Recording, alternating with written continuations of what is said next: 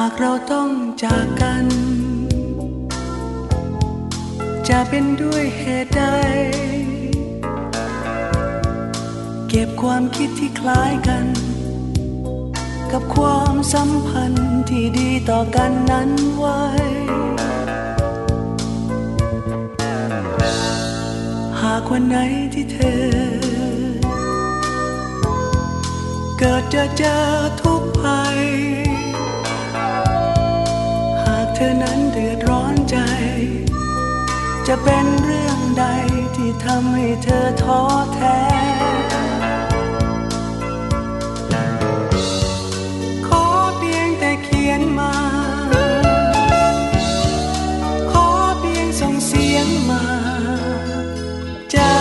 ไปหาจะไปในทันใด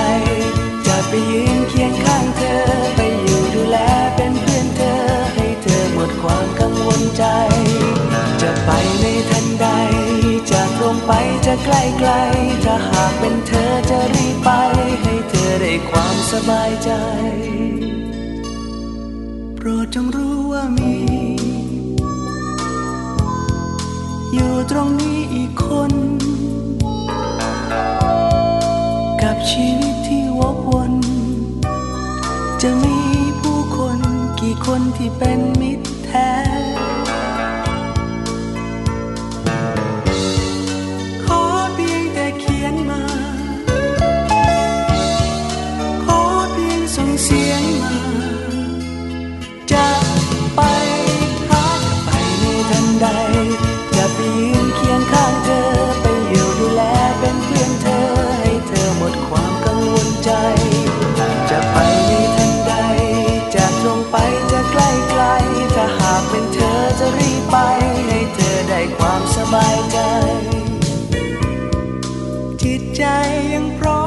มจะยินดีกับรอยยิ้มที่เธอมีอยากเห็นยิ้มที่ชื่นบานอยากเห็นจากเธออยากให้เธอได้มีสิ่งที่ดีเรื่อยไป